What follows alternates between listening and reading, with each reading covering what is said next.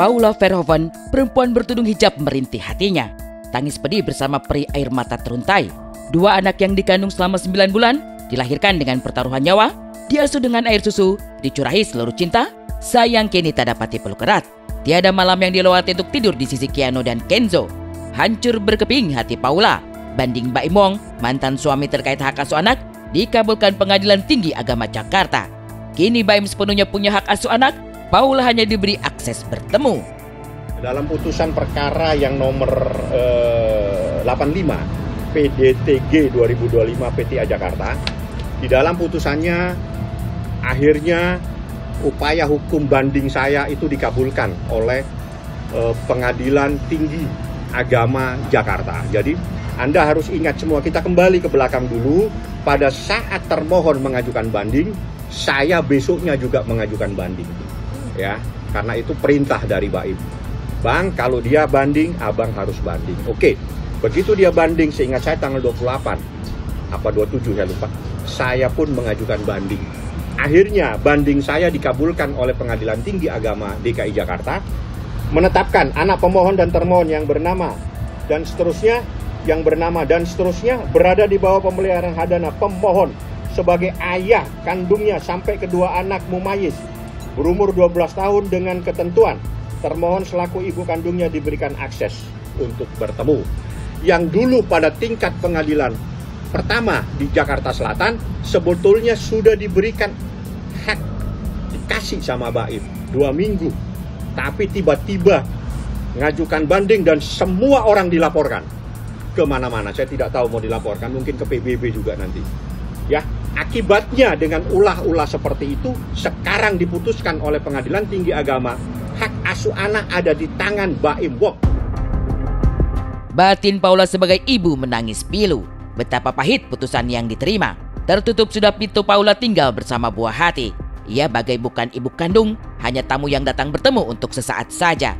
Mau bagaimana? Putusan hakim sudah dijatuhkan. Dia hanya dikasih akses untuk bertemu, tapi tidak diberikan akses untuk lebih luas dari itu. Karena apa? Ada banyak pertimbangan, tidak perlu saya bacakan. Yang jelas, alhamdulillah dengan adanya putusan tersebut, bahwa yang selama ini berkembang di teman-teman semua, seorang ayah tidak punya hak untuk menjadi hadana atau mengasuh anaknya, itu adalah salah. Ya, ini adalah putusan di mana seorang ayah punya hak untuk menjadi hadona, mengasuh anaknya sendiri. Alhamdulillah masih bisa ketemu, cuman memang sudah 6 bulan tidak bisa tidur bersama aja gitu. Anaknya memang ketakutan kalau berada di dekat saya gitu, menangis.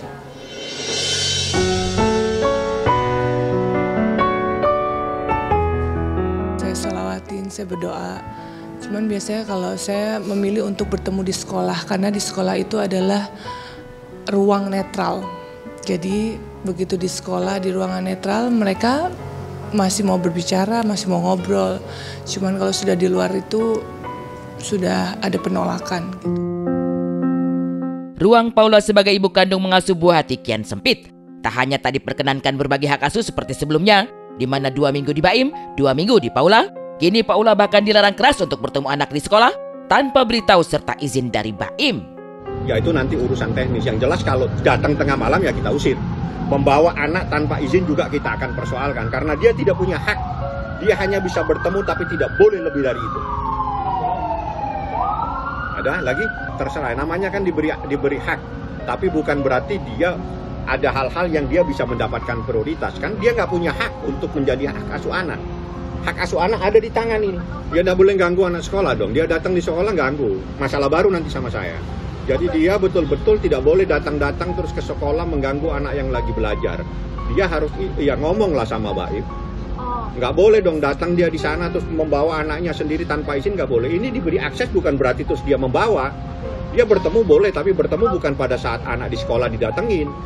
Ya Anda ngomong dong sama Baim, saya ingin ketemu anak-anak. Nggak akan dilarang, tapi pada hal-hal yang benar. Jadi bukan terus nyelonong seperti orang dia yang lepuk. Dia nggak punya hak, titik. Kalau di saat seseorang tidak punya hak, Anda hormati, Anda tidak punya hak itu, Anda izin sama orang yang punya hak. Paula telan pil pahit. Perjuangan agar hak asuh anak jatuh ke tangannya berujung buntu. Berat tentu saja. Tapi pengalaman ini bukan hanya Paula yang alami. Tak sedikit ibu kandung yang terpisah dari anak yang dilahirkan, termasuk Asha Shara. Pada cerita inilah, Paula setidaknya belajar dari curahan hati Asha Shara yang melewati hari-hari dalam rindu untuk memeluk anak tersayang. Jadi saya pernah gagal di pernikahan pertama beberapa tahun yang lalu, dan saya sudah menikah kembali, alhamdulillah. Tapi dengan kegagalan itu jadi mengorbankan anak-anak saya. Makanya tadi dengar Ustadz ngomong yang dicintain Allah uji dengan apa yang kita cinta. Nah itu dia. Jadi belajar itu pun bertahun-tahun saya pelajarin, mungkin karena ya hikmahnya saya mengambil, mungkin karena saya lebih cinta kepada anak-anak, saya lupa pada sang pencipta, kan gitu. Jadi sekarang anak-anak saya tidak disekolahkan, nggak tahu saya duduk di mana, cuman ada taunya cuman di bapaknya aja, hak asuh di saya, tapi alhamdulillah ya masih saya bisa telepon, alhamdulillah.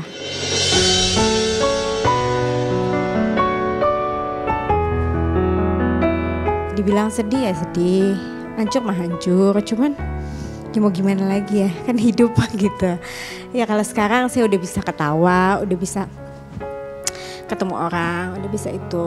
Kadang saya cuma dalam hati, cuma nyeri hati lah, kadang-kadang suka anak saya ingat saya nggak ya, gitu aja sih Ustaz.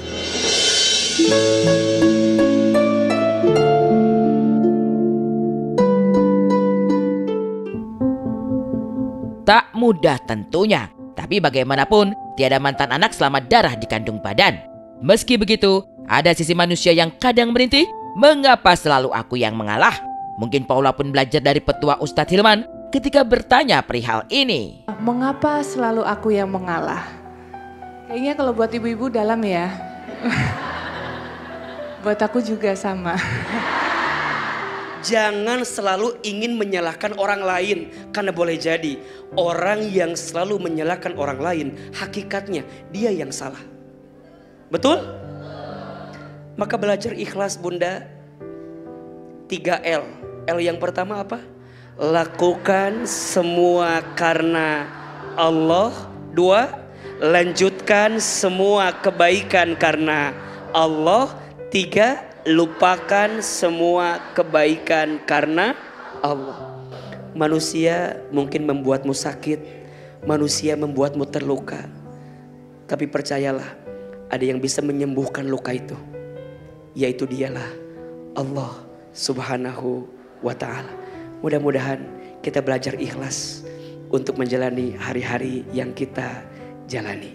Baik. Masya Allah, betul sekali ya Ustadz ya. Terkadang kita suka berharap pada manusia.